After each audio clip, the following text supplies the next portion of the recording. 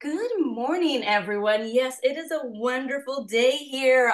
I think it's a wonderful day across the country because I know we get many folks from many parts of the country. So hello, welcome to another exciting day over here with the SBDC. Well, my name is Sadie Uribe, and I'm the media producer for the Los Angeles Regional SBDC. Who is the SBDC? Well, we are a national program with over 1,000 locations across the country, helping to stimulate economic growth through business advising and development. We offer no-cost services to the local businesses through funding provided by the U.S. Small Business Administration, SBA, and from the California Governor's Office of Business and Economic Development, GoBiz. The Los Angeles Regional Small Business Development Center network serves small businesses throughout Los Angeles, Santa Barbara, and Ventura counties. We offer no-cost business advising, meaning you can meet one-on-one via phone or Zoom to address your specific needs and challenges. And we also offer virtual training, such as this amazing workshop over here. So on that note, I'm going to say hello, Lori. How are you? Good morning. Good morning to you, Sadie. Yes, and hello to everybody. Hello, the frequent flyers, and hello to those that are new to this show. We got an exciting one today indeed. So let me get started in this and everything I'm going to put up in a second here. Sadie is going to put the links into the chat. And good morning to those in the chat that are saying hello. It's so good to see my frequent flyers there every single week. So today, what I'm going to do is, first of all, Sadie's going to have more complete information than you're seeing on my slides, guys. I didn't get a chance. There's all my frequent flyers. Hello, Brenda, Christine, Heather. Here you are. Guys, make sure when you put something in the chat, you put to everyone and not host and panel only, because otherwise I get to see your messages and everybody does not. Okay, Sadie's already ahead of me. This is great. Sadie's got a longer list of my webinars. I only have the next two listed here. But I always tell people, if you want to know what webinars I'm offering, tune in. And I always have to do a plug on the financial literacy series, especially 2 and 3. And the reason being is, as you know, guys, I'm a firm believer, you have to know your numbers. Your power is in knowledge, and having the knowledge of knowing if you're profitable or if you're not is so, so important. And so as I go through the financial literacy series, I'm going to tell you reasons why you can't look at your internal reports. They won't answer those questions for you. How you can create a model like a genie in the bottle, and you can say, can I afford to hire somebody? Can I afford to do this? Because knowing your numbers is so important.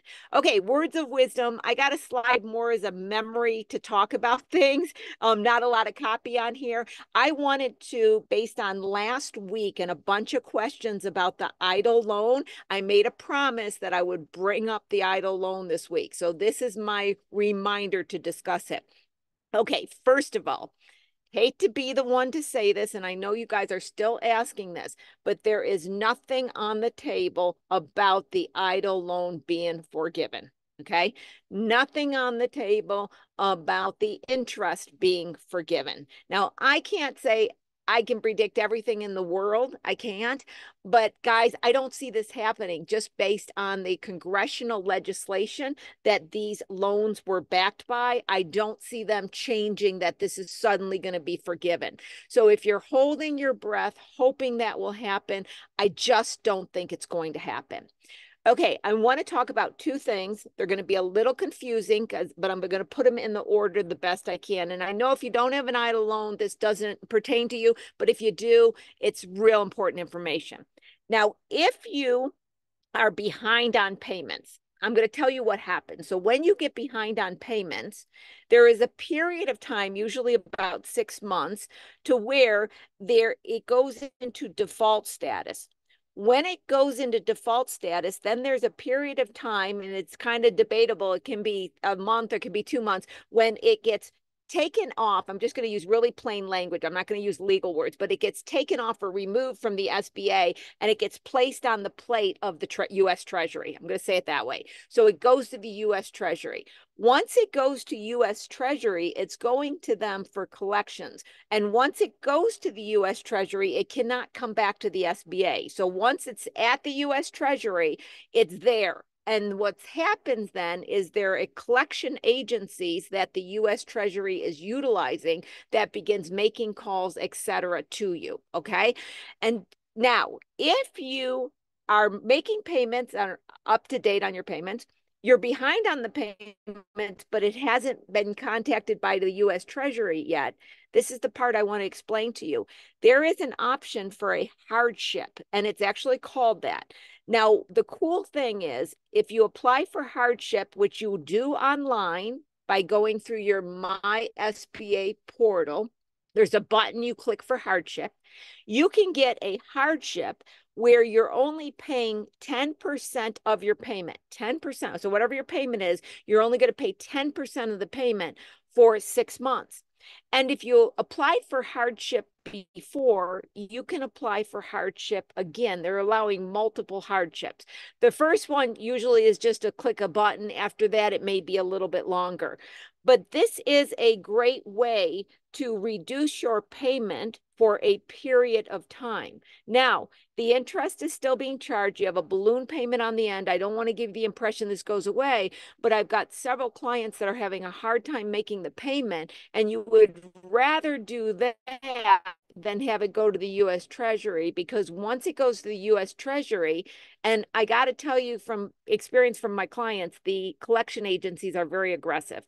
And keep in mind, they have a lot of power. They can take your state tax, your federal tax. They can ruin your credit. They do have a certain amount of power, just like the IRS.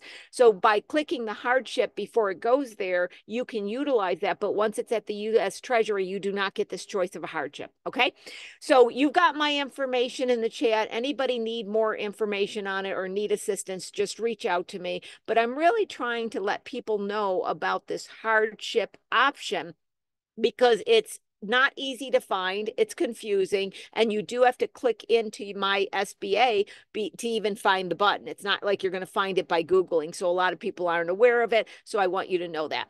I'm going to quickly talk about LLC requirements. I'm getting so many people in trouble with the government because they did not realize a couple things. So when you set up your LLC, there is an $800 franchise fee that is due on the 15th of the fourth month of when you set it up. So if you set it up in June, it'd be the fourth month, 15th day. Now, for 1 year, they allowed up to last year, it's no longer in effect, they allowed the $800 to be exempt for just 1 year. So if you set it up in 2023, your $800 for the year would be due fourth month, 15th day, April 15th. So for everybody who has an LLC, you have to file and pay that $800 franchise fee by April 15th of this year.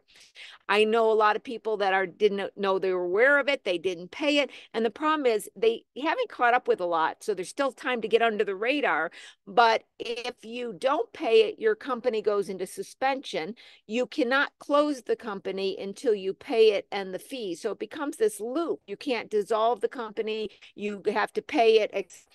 The statement of information is due every 2 years on the day you registered. And so it's not like you can say that's every January. It might be every, June, it might be every July, et cetera. So you want to be really conscious of the statement of information. And I also talked about the BOI, the beneficial ownership information. That is due 90 days after you register in this year. And if you registered previous, it's due by January of next year. Okay. Now, in addition to that, you may need a business license based on your jurisdiction. And if you're selling products, you're going to need a seller's permit. And the last thing I want to say, that if you're selling through Shopify, many people believe that they're satisfying their seller's permit requirements, but they're actually not. So what happens is in Shopify, unless you use one of their third party, what they're doing is they're calculating the sales tax. They're collecting it from your customer, putting it in your bank account, but you have to do this very, very key word called remitting. So when you talk about sales tax, there's three aspects. It's calculate, collect, and remit. Etsy does all three. Amazon does all three. Shopify does not. They do say you can use their third-party Avalara, and there's also tax jars and other things. So if many people, what they're doing is they're clicking it on Shopify, thinking, okay, I got it, I'm done. But what they're actually doing, and this is where it's really scary if you don't understand this, they're calculating it, they're collecting it from their customers without a seller's permit and keeping it in their bank account, which is fraud. So here I had somebody this morning selling jewelry online at Shopify. I asked all these questions. She's like, oh no, Shopify's doing it. No, you're not. So this person selling a few pieces of jewelry, but she's actually committing fraud because she's collecting without a sales tax license and keeping it. So I just went through a whole list of things. And as always, I create my list of discussions for my words of wisdom based on what I'm seeing in my weekly consultations. If anything I said says, oh my God, I don't know if I'm doing this properly, or I don't know what the BOI is, or I'm not sure if I filed my $800 or paid my fee or did a Schedule C for my company, get in touch with me, send me an email. Sadie, thank you so much for putting my email in, because I'm seeing too many small companies getting in trouble. And you know, I'm for the small company. I don't want you to get in trouble. So I know I went through a lot very fast, but I just wanted to have a heads up rather than a full teaching in case it doesn't apply to you. Okay, upcoming shows. Next week, I got Clarissa Wilson. She's the owner of Nerdy Number Lovers. She's my resident expert on QuickBooks, Zero, and counting. And she's going to talk about just common mistakes she's seeing people make. And I know there's a ton of questions, so be prepared to put your questions in the Q&A, especially next week. You can this week too, but next week I'm going to ask Clarissa to answer as many as we can get time for. I really wanted to have, we're here for you on your QuickBooks questions, not technical ones, but basic ones. Now, the following week after that, I'm not even going to, he said his last name for me and I'll never remember it. So I'm going to go Capilla. Capilla is very interesting. He has a lifetime existence of entrepreneur in all these different companies. And I just learned about him through the SBDC, and he had such a fascinating background from export to starting companies to selling companies to partnerships. I was like, you need to just come on and we're going to have a conversation about your background. So that's why I don't have a company name after it. It's just he's in the midst of making some changes and starting something new, but he is a fascinating individual with a lot to share. So I wanted to have him come on. Okay. So with that, let's see, I see two questions in the chat and I'm just going to catch them real quick. What if you filed in 2010 and never took the exempt year? It was not about 2010. Thank you, Nicole, for asking that. So the exempt was a COVID thing, right? So that was, don't quote me on this. I think it was, don't quote me. I think it was like 2021. And then maybe 2022 and ended 2023 was the last year. I can't remember the year. So you don't always get an exempt year. That was just a special thing in COVID. The government was really trying to get people to start companies. That's what was happening, right? So that is not something that you had before, nor will you have again. LLCs never got that 800 exemption for the first year, right? Single member or multi-member, doesn't matter, Chris. It was a COVID thing, and it was just during that time period. So that time period's done.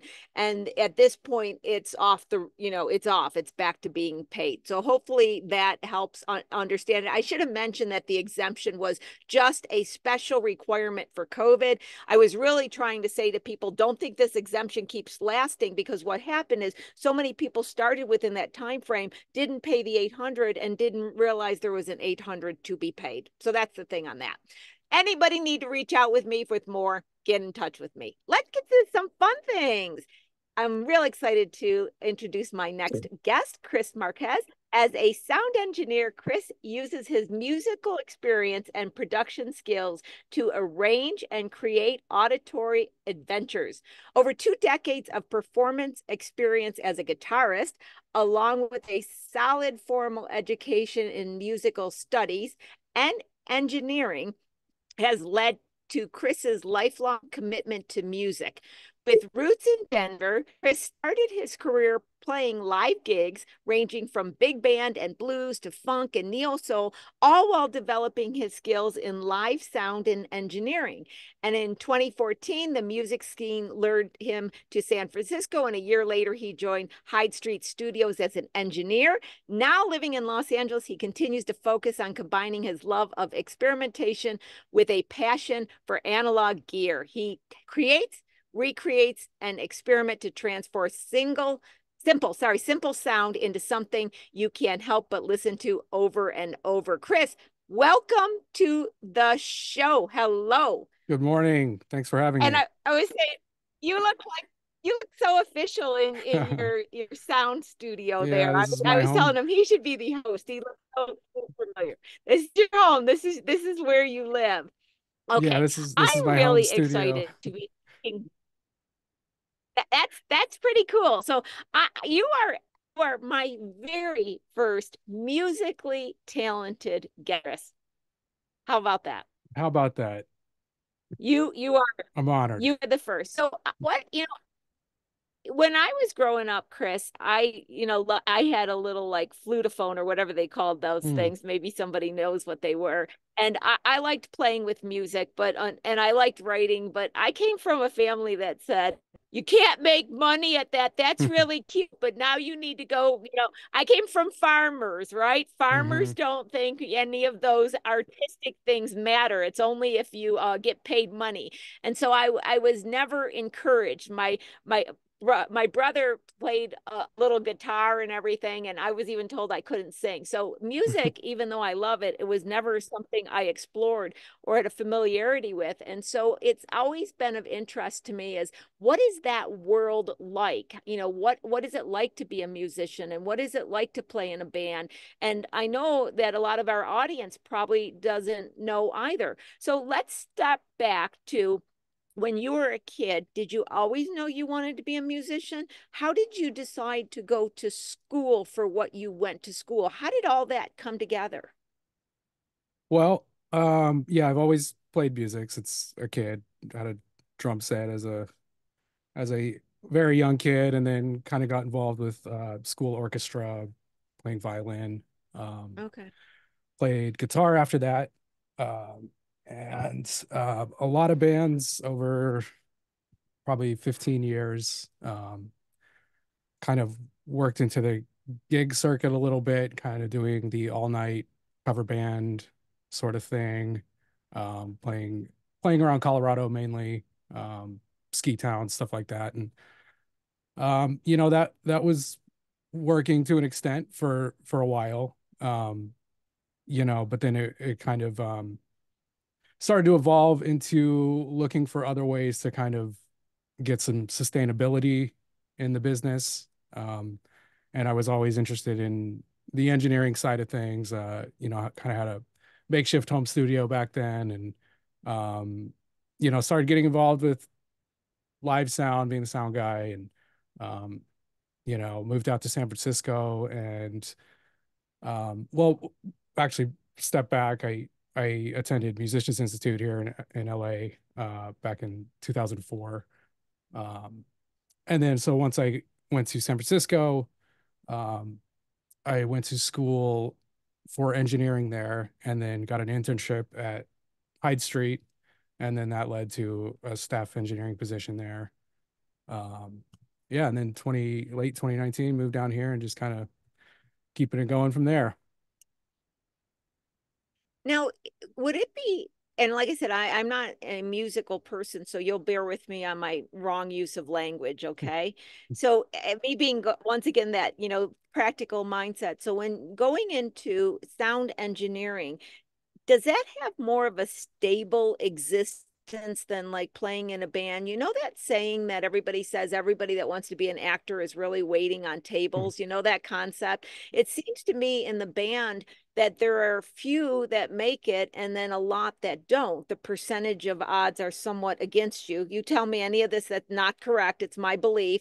And so I'm wondering if going into sound engineering actually gave stability where you can count on money and clients, and was a little bit of a move by passion, but did create stability financially. Is that how one would segment those two pathways?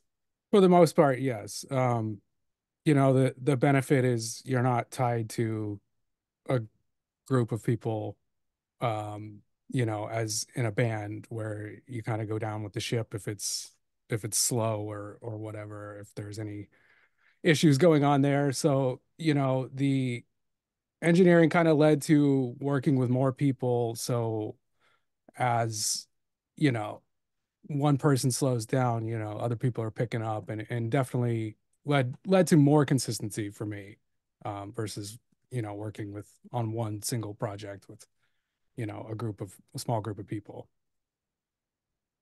Now, for anybody else that may be like me, everybody might be more knowledgeable than I am, but does all albums that get produced go to a sound engineer? Like what run us down, like who comes to you? Why do they come to you? What do you do? Give us some basics so we can get a feel for who are your clients? Does everybody have to come to you sooner or later? So is there not you, but you get what I mean. Yeah. So give us a feel for what part that plays and how much of a requirement it is for whom. That's a way to say it. Well, a lot of stuff these days, doesn't necessarily go to a studio. When I was at Hyde Street in San Francisco, it's a studio that's been there since the late 60s. So it kind of had a reputation, as a place to go. It had a really beautiful console there, and they restored all this old, analog hardware. So it's been known as an affordable place for people to go to, get that professional sound. So in the studio days, it was, you're just kind of on call. People schedule stuff, and you get paired up with an engineer, sort of thing. Um, so we would do. I mean, they had a fantastic microphone collection too. So some people prefer to track vocals on those kind of vocal chains where, I mean, you're talking like a $10,000 vocal chain. That's, you can't really, most people don't have lying around. And the other thing, I would mix out of there too. So, when people would have home productions and kind of want to polish them up and bring them to life a little bit, we run it through all the console and all the good gear and stuff like that, and kind of bring it to life that way. So I mean, definitely not, people don't have to go to a studio or an engineer. There's countless examples of people that don't. But usually somebody's polishing things up and mixing it in some way or another. And then there's the whole mastering side of it too, which I don't personally do, but I have a couple of mastering engineers that I like to work with. So as we go into, the different things that you're providing, that you're able to adjust the music, it reminds me of, I had a friend that set up home studios for musicians, and she was had a company, still does, had been a musician herself, and we would hang out a lot. And I remember being in the car with her, and I love music. Like I said, even though I'm not knowledgeable, I love music. And there was this song playing, which I couldn't even tell you what it was. And I said, well, I don't like that. And she, out of curiosity, said, well, Lori, what don't you like? And I said, I don't know. It feels conflicting. It feels like the drums are conflicting. It just, it's like that. She said to me, you understand what I do without knowing what they're doing. It's that making them blend together. And so with that, what is it that makes somebody very skilled at sound engineering that becomes, I want to go and have this person do it because they are very good at it? What makes somebody good at it versus not? What's that competitive advantage, if I can use a business term? Well, I find that kind of getting a feel for what the artist's vision is, and meeting them there, finding a way to find that, which is kind of more of a producer's role a lot of times, but usually there's not a producer around for the most part. So I kind of fill in on that sort of thing, and also help make decisions, that I think will benefit the track, and get to that initial place that they were trying to get. Um, yeah, really just, I mean, listening is the biggest thing, in my opinion. Not only to what you're hearing through the speakers, but what the artist is trying to accomplish. And I would think it would be true, just like, somebody starts a company and they say, I want to make sure my packaging is perfect so I can launch perfect. a artist that has a dream really wants to have a sound engineer assisting them because the quality that they're producing is going to help them jump out quicker and better, if I can just use those terms. Would that be Hmm. true? Yeah. Is it also true that they got to dig out of their own pocket, I'm assuming, to fund this if they don't have any kind of label, like a beginning? It's where I'm getting to. So Chris, I'm a beginning talented band and I have dreams. I write a few songs. I then have to do what? Then what do I have to do, and where do you come into play? And how challenging is it to go from my garage and my local pub to being on an iTunes? How difficult is that? Well, a producer is generally pretty key with that. They can not only set you up with engineers and the right personnel to get things done, but the organization of all of that and the accomplishing the goal of getting the sound that the artist was looking for, that the producer was looking for. Yeah, I mean, there's a lot of angles to it and a lot of ways you can go about it. There's not really a set way for any of this, which is kind of the fun part. Um, each project brings new challenges and all sorts of stuff. Every artist is different and takes things differently. You have to learn to get a feel for the person, and when somebody's in a state where they're creating, it's a personal moment. There it's all a lot of it is making the artist feel comfortable, um in way, and that varies from each person on what that needs. Some people like to get kind of rowdy. Some people get very quiet and introspective and all that. So I find feeling out the personality and adapting workflow to that is a big element of it. I get the funny feeling, Chris, that sometimes maybe just like I feel in the day, you're really being a therapist as well. Would that Yes. be true? Because you're doing, Yes. because I feel that as a business owner, I always said, I'm going to do something that doesn't have any emotions, right? I'm going to talk about finance and tax. How much emotion can that have? And I got people crying all day, right?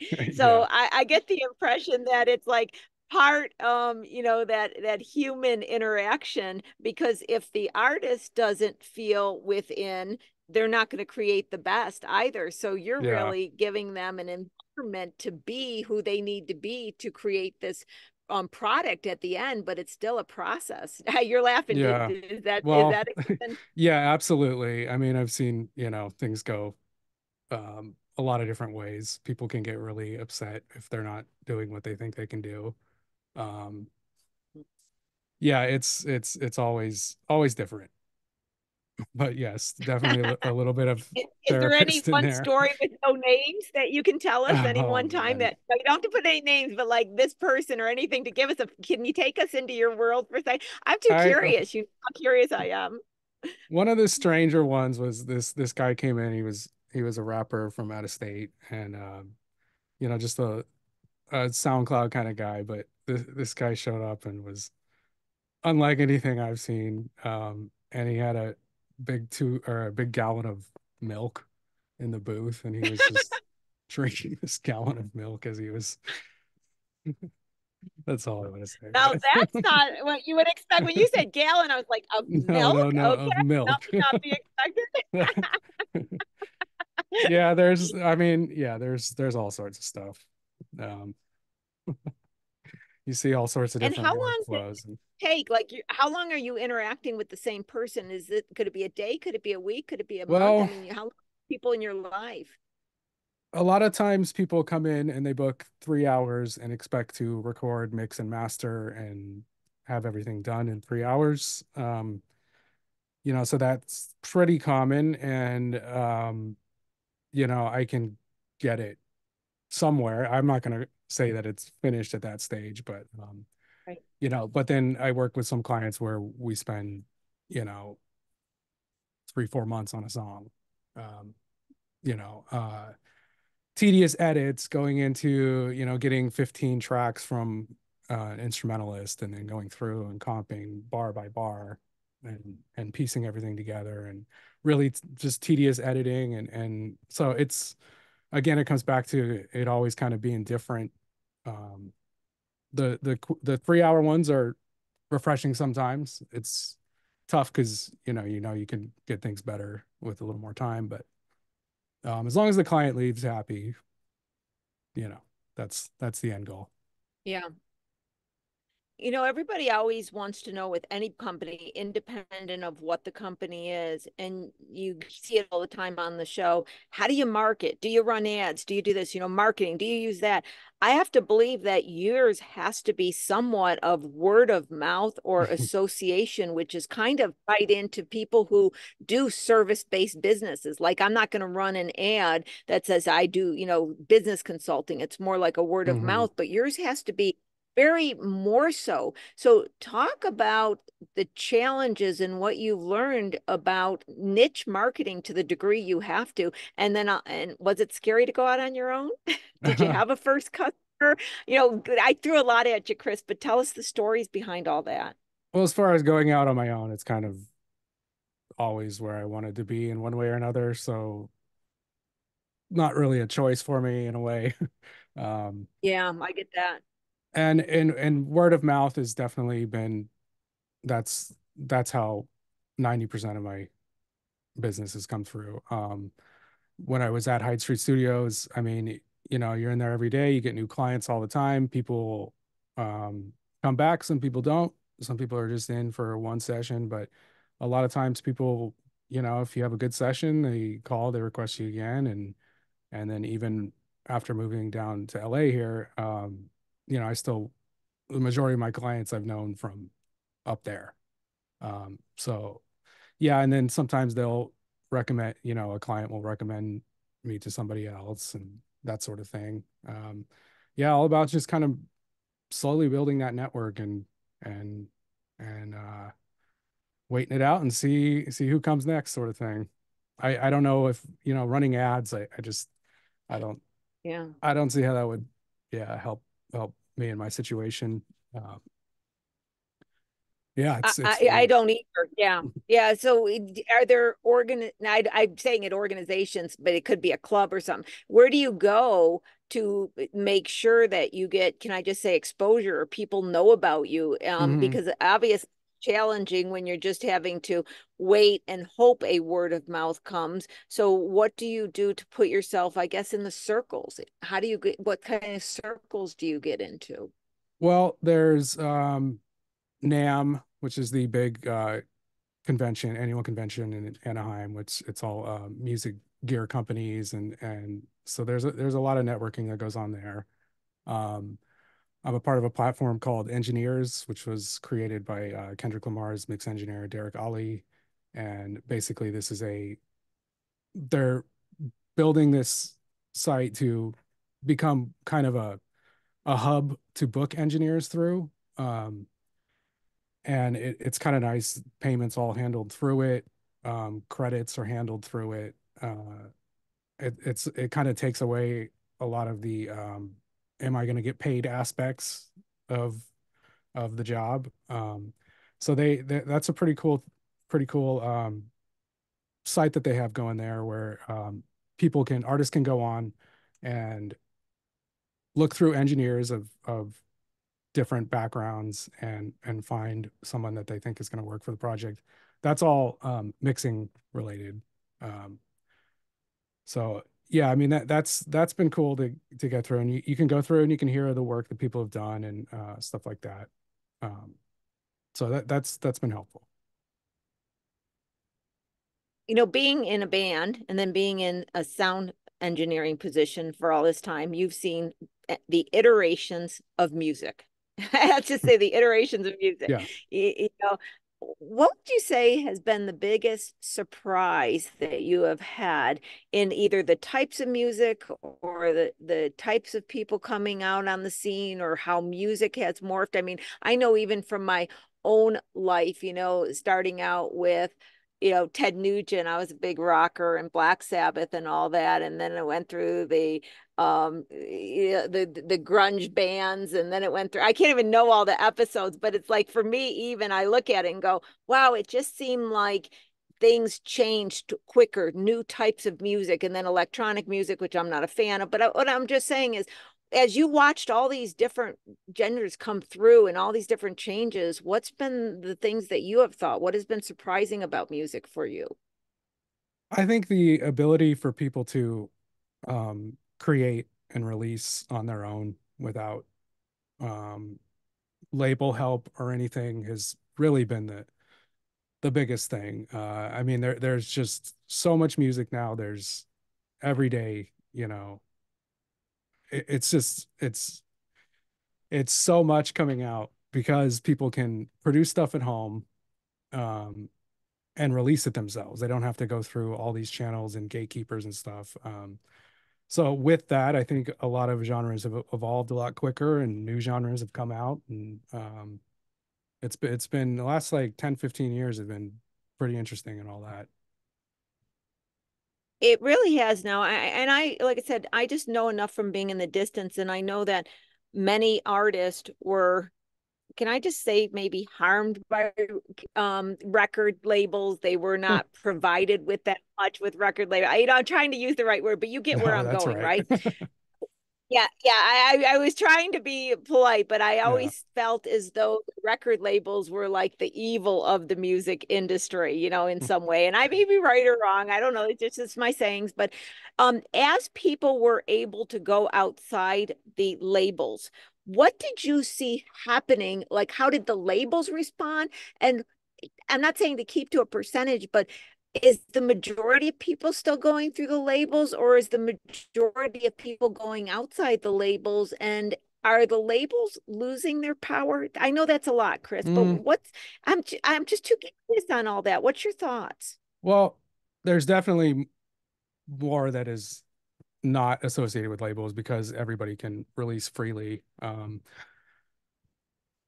I I find that label, they provide something as much as people want to hate on them, they have the capital to provide the PR and the marketing and everything and get people to become household names where as you really gotta, strike oil to make that happen on your own. So while yeah, there's I mean, you know, countless countless instances of bad deals and people artists kind of not making out on the right side of that there's a lot of talk about people's masters and owning of the masters and stuff like that, and the way I kind of look at it, it's like if they if they launched you to this level where people know you all over and people are streaming, it doesn't seem like such a bad deal to me. Yeah, I mean, it's tricky Yeah. when people get locked in for multiple releases and then they're kind of chained to those contracts. But there's 360 deals became a big thing where um when streaming kind of started to take off, it was a 360 deal looks like basically the label gets a cut of every angle of the band to from touring and merchandise and stuff like that. Every angle the label gets cut in. So those became pretty popular. Then there was a lot of talk about those, and it's kind of all over right now. You know how you'll hear about famous musicians and you'll think, okay, they must have made all this money, and then you find out that they're bankrupt, right? That they Hmm. and they say that they don't make money on the albums, they make it on touring or something. I may be Hmm. wrong on that, Chris, but I know that in the music industry, you're not making money in all these aspects like you think. I don't know Yeah, what they are. I don't know why they're not, but I know that to be true. When somebody is promoting without a label, is it giving them the ability to make more money because the labels aren't taking it, or they're not getting as much exposure to not make as much money and the labels take? You know what I'm saying? that's yeah. How is the finance? Yeah, go with that. So I that's my I thought. I have to think that somebody signed is going to make more than somebody's not signed because of the touring. But I mean, not in every case. There's people that are, you know, big mainstream artists that aren't signed to they're signed to their own label and stuff like that. But the other thing is, even if so many of these small labels, these independent labels, are under the umbrella of Sony or somebody, so it's I I would think that if you're getting the exposure that a label can provide, you're going to make more on the road and merch and all that sort of stuff.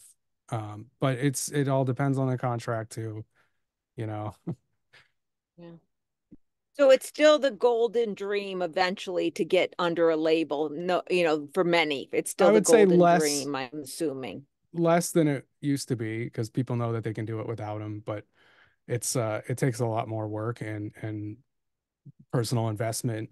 You're gonna have to throw a lot of money at these projects to get them there. I mean, the thing about with labels Yeah. too, a lot of time they'll pay for the album, but it's an advance that you have to pay back off sales. So, and then let's say you don't, Uh, they give you 200,000 to get it made and you only sell 150, where then you're on the hook for that other 50 sort of thing. And Lord knows what else in those contracts. yeah. It sounds so challenging. From a consumer perspective, I got several different thoughts on this. It's a weird analogy, Chris, but it kind of explains what I'm talking about. They had this statement that they said before the Gutenberg printing press, the monks would make these very beautiful books, right? But then when it came out in the printing press, a quality was lost because Hmm. people could do it themselves. And then people self-published on the Macintosh, a quality even more so was lost, right? Yeah. So in this self-promotion, you see where I'm going. Are the consumers losing a quality that they would notice, like me being not noticing, understanding engineering, but listening and kind of having a feel? Do we notice as consumers that we're not getting as much of a finished product, or do we not? You might. I notice a trend right now. A lot of people are doing their own vocals, touring acts. They're on the road. They they have an engineer with them who sets up a mic in a hotel room and that sort of thing. And Right. um, people are, making records that way a lot more frequently. I find I can hear it. Um, Yeah. there's just kind of a bit of boxiness in the vocal or something. And a lot of people are, I mean, if you look at like Kanye, like they're mixing in, rental houses and setting makeshift studios up everywhere. And there's just too many elements that are not controlled in an environment like that where you can't hear things properly. A studio is had so much work done between the drywalling and every element of it to get it to sound right so you can hear what's actually coming out of the speakers. So if you're in an environment that's not treated that way, you're hearing stuff that's not there. Um, and I find that, some of those productions, the mixes can be a little um, lackluster and just normal things that would be addressed aren't addressed. But Makes sense. It's in the end, that interesting. stuff doesn't Oh, go on. really matter too. If it's a good song, it's a good song. It doesn't. None of the production really matters in the Well, and that's where I was going to, and I'm speaking about this in our topic, but it's just in general. And I'm not saying right or wrong or making a judgment, but I think in the last decade, with changing technology, we have gone from, oh, this matters so much, end. to how we dress in full suits and we produce, to no, it really doesn't matter. And we're constantly, as humans, redetermining now what really matters and what not. It's almost like we went all the way up to having this icing on the cakes of perfection to maybe we're going back to playing in our garage and listening to music on an album that sounds like we're playing on a garage. And Mhm. and I'm not saying we know the conclusion. I just find it fascinating how this what mattered so much being in these pristine environments, from holding a business meeting in a boardroom with everybody wearing suits to being in a Starbucks table, how Mhm. these things are changing. And I don't think we've determined where we're going to end up, but our level of acceptance of things are changing. And it seems like the music industry is really engaged in whatever I'm trying to explaining, but this changing and not determining what really matters anymore and what doesn't matter. Yeah. Do you see Yeah. that? Yes. I mean, yeah, there's been so much change, especially even in the last few years. Like with AI kind of opens up a lot of sampling stuff, Yeah, let's whereas talk about that. Go on that. okay. Go on AI.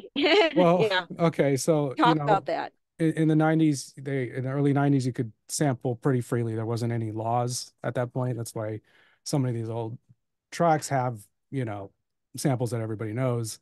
And then, there was a lot of stuff that went into that. It's extremely hard to clear samples. You almost have to be with a label to get it done. But with these AI music um, production sites. I mean, you can prompt, Motown, whatever, type in your own lyrics, and then you can get a kind of sample that, you know, I mean, people used to sample Motown all the time. It's pretty much off the table now.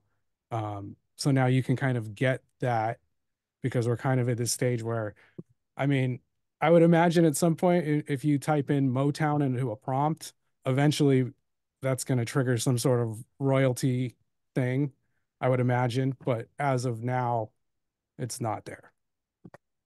So it's kind of Well, and interesting right now. that's It's been Wild West. it is, and I even asked several lawyers. I've talked to many lawyers. I've asked them to come on the show and talk about infringement and rights in Mhm. relationships, and nobody will take up on it. They don't want. Yeah. And so if anybody's not a lawyer, you're a lawyer. I have like given up. I've asked so many lawyers, and they're like, "Yeah, I would love to come on the show. I talk about copyright infringements and AI. Oh, I'm busy for the next Yeah. year. They will not touch. And it's so funny. And music seems to be the same thing. It's like it's copying right now to be determined down the road. Yeah. It's too bad that there's not like a standard way to go about it, but I think a lot of lawyers would lose a lot of work if there was some sort of standardization of that.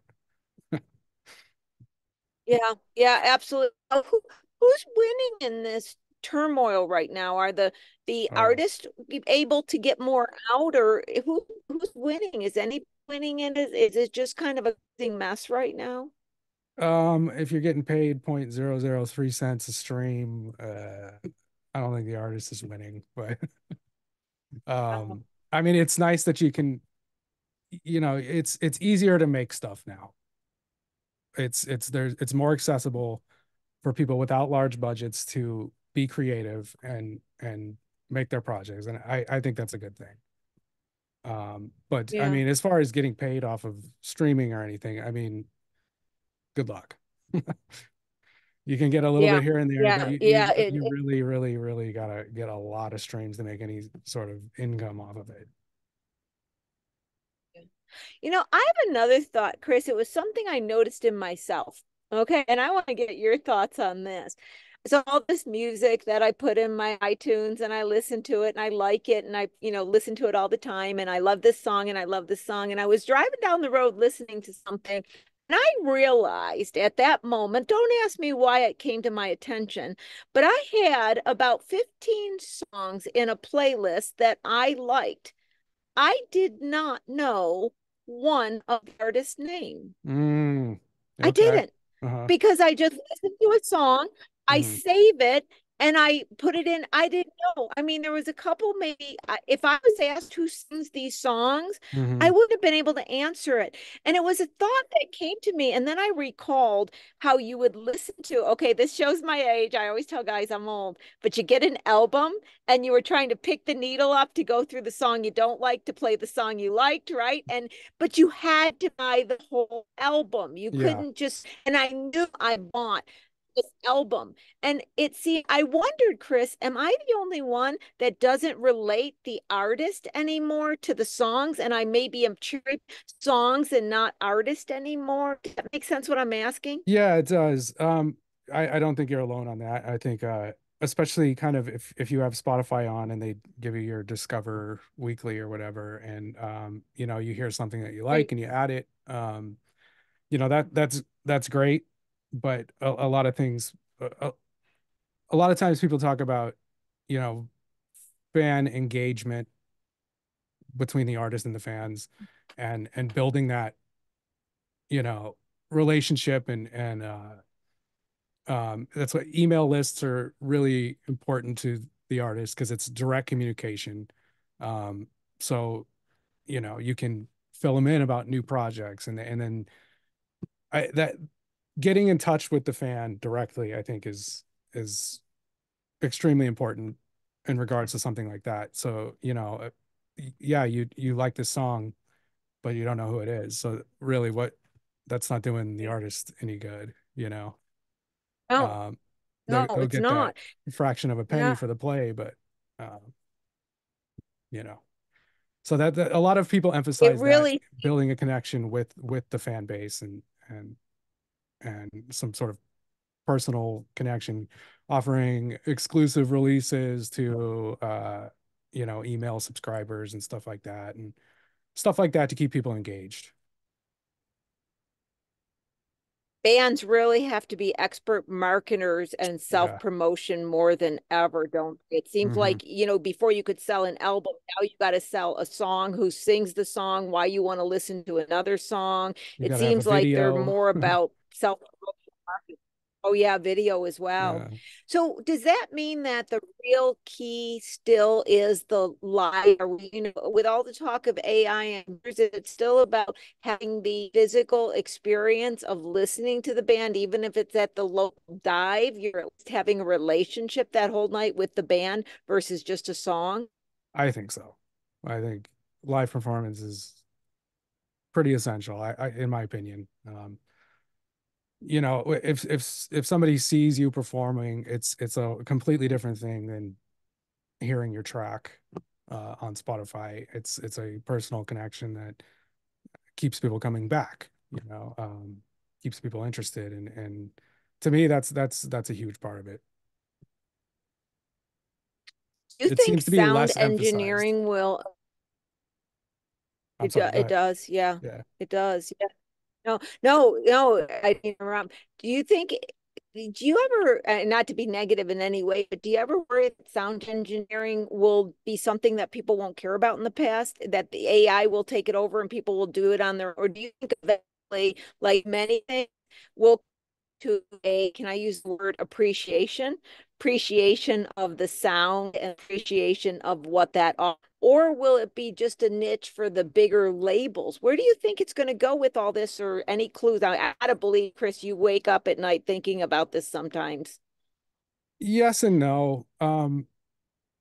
You know, right now I'm looking at I'm keeping up to date with the stuff coming out, and looking to use this as a way to um work quicker. And you know, there's a lot of things that can be done to help.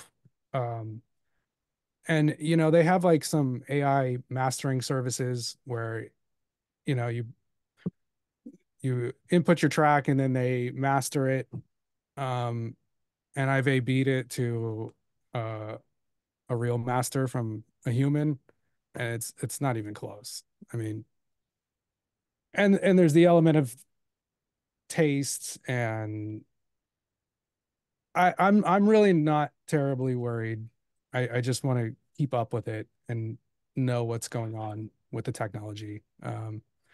and yeah, people are freaking out about AI music and stuff too, but I mean, I mean, this could change in 6 months, but right, you can tell what's human and what's not,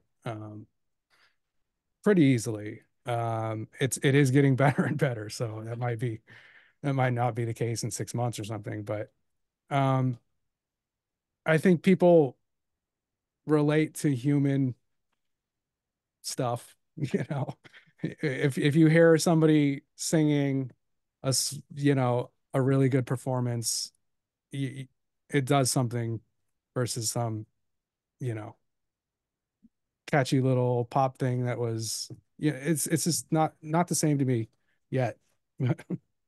Who knows? And Well, it could very and I well, agree. it could very well, I don't know. we'll see.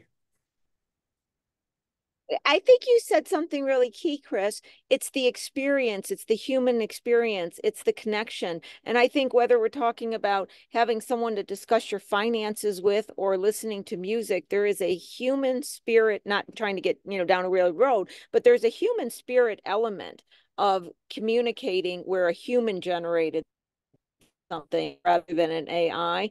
I remember when the Macintosh first came into play, once again, being old, I would see people create things that were not even aesthetically pleasing just to say, I created it on a Mac. And my Hmm. statement, and I said this then, and I've kept this all those years, like what, 30 years in the front of my mind. Don't use technology for technology's sake.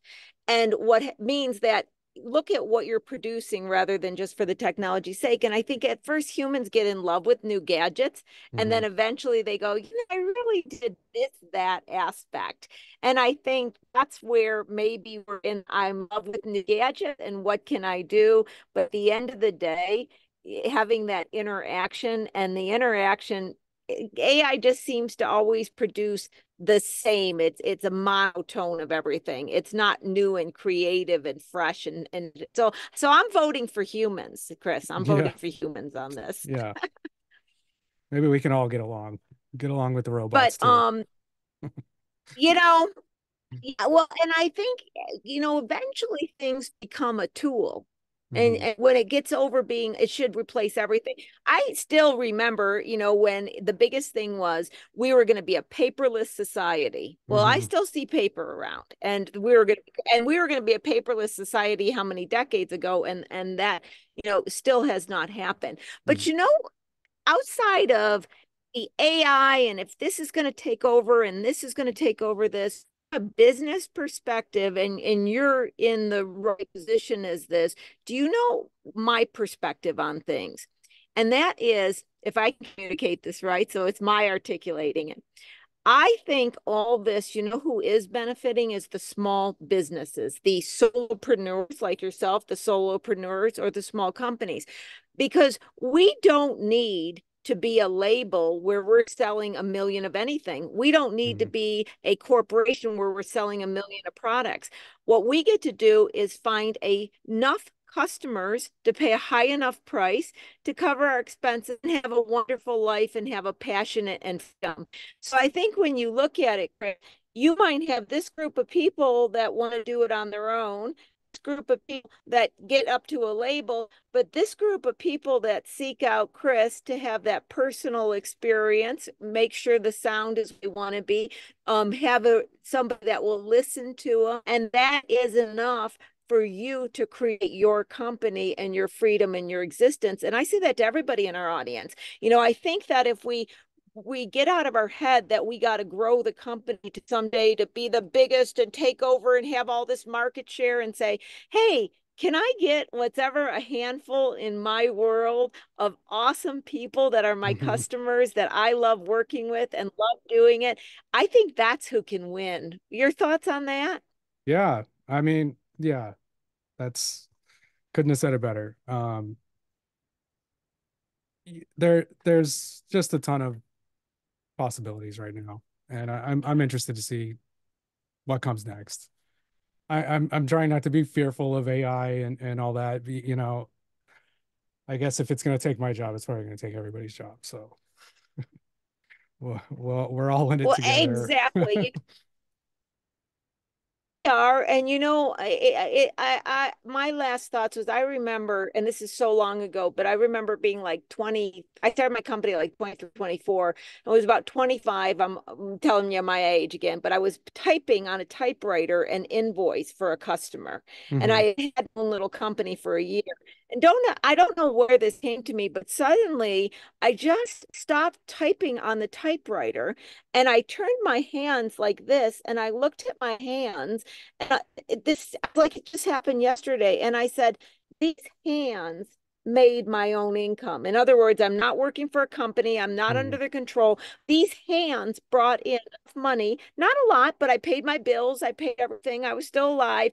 And I said to myself, these hands will always figure out a way. And I didn't mean my hands specifically because I'm a consultant, but means that as long as we are alive and breathing and agile and civil, we can figure out a way to bring our unique talents into the world and find enough people that want to buy it. And I think if we focus on that, we end up with a beautiful life. We try to be, this end all, we end up just down hard roads. And if we end up being the greatest thing since sliced bread, everybody's talking about us because we did this one customer at a time.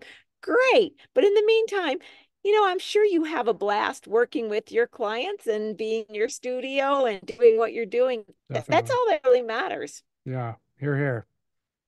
Well, yeah, I think that's what it's about. That's why I'm all, growing up in a small country town, that's what everybody did. They had their own little thing. They did their own little thing. They bought from each other and they're happy. And I just want to be happy. I just want to go back to everybody doing their own thing and having their life under their control, not Yeah. somebody else's Sounds good to control, me. their control. Sounds That's perfect. what I'm about. I'm a control freak. I want the control, and I think that's what small businesses allow. And so I think what as we walk down, from your existence to being in a band, to being a sound engineer, to starting your own company, to the trials and tribulations, but ways that you have to get customers, to the AI being at your back door, to being, hey, whoever's coming in next week and we're going to work on what you want and I'm going to help you create the sound you desire and that's going to make it a beautiful thing. I think that's it. Any last words you'd like to leave with the audience? No, but thank you for having me on. It's and this has been a great resource for me. SBDC has been extremely helpful.